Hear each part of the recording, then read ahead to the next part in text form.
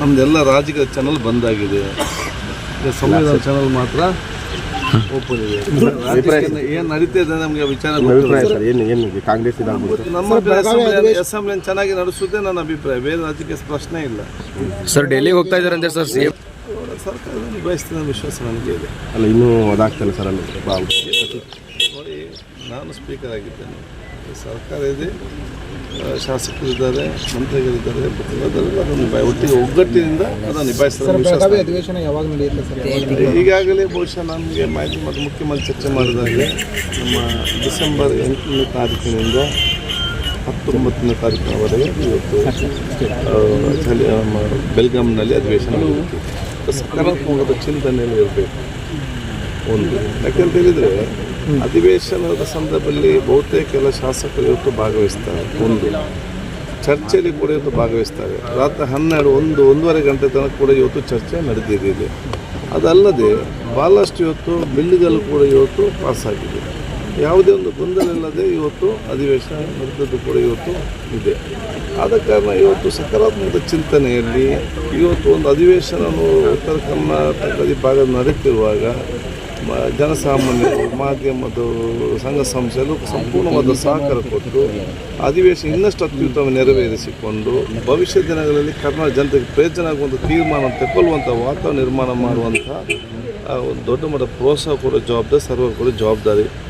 ಜನರ ಅಪೇಕ್ಷೆ ಮೇರೆಗೆ ಮತ್ತು ಅವರ ಒಂದು ಅಪೇಕ್ಷೆ ಮತ್ತು ಅವರ ಒಂದು ಬೇಡಿಕೆ ಇದೆ, ಅದಕ್ಕೆ ಅನುಗುಣವಾಗಿ ಇವತ್ತು ನಡೆದುಕೊಂಡು ಉತ್ತಮವಾಗಿ ಸದನ ನಡೆಸುವಂಥ ಒಂದು ಭಾಗವಹಿಸಿ ಸದನದಲ್ಲಿ ಅದರ ಜನರ ವಿಶ್ವಾಸ ಉಳಿಸುವ ಜವಾಬ್ದಾರಿ ಎಲ್ಲ ಶಾಸಕರದ್ದು ಮತ್ತು ಸರ್ಕಾರದ್ದು ಮತ್ತು ಪ್ರತಿಪಕ್ಷ.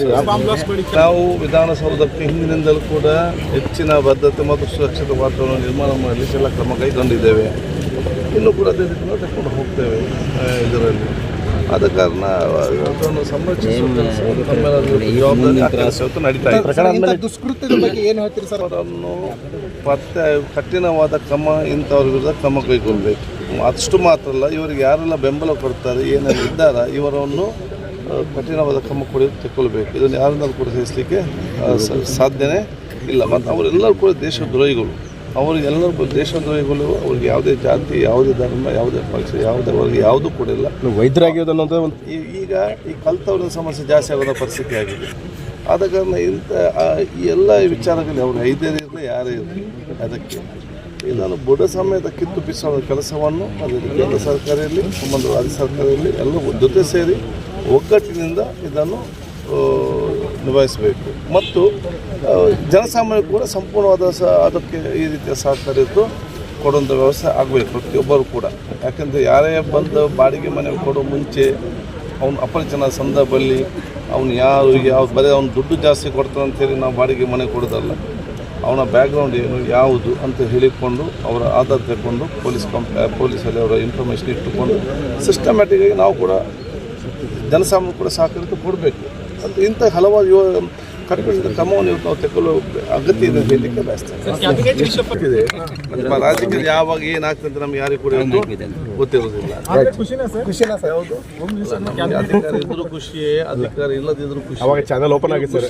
ಅಧಿಕಾರ ನಾನು ಮಾಡೋದು, ಅದಕ್ಕೆ ನನಗೆ ಏನು ಅಧಿಕಾರ ಇರಲಿ ಅಧಿಕಾರ ಇಲ್ಲದಿರಲಿ ಸಮಾಧಾನ ಮತ್ತು ನೆಮ್ಮದಿ ನಮಗೆ ಮುಖ್ಯ.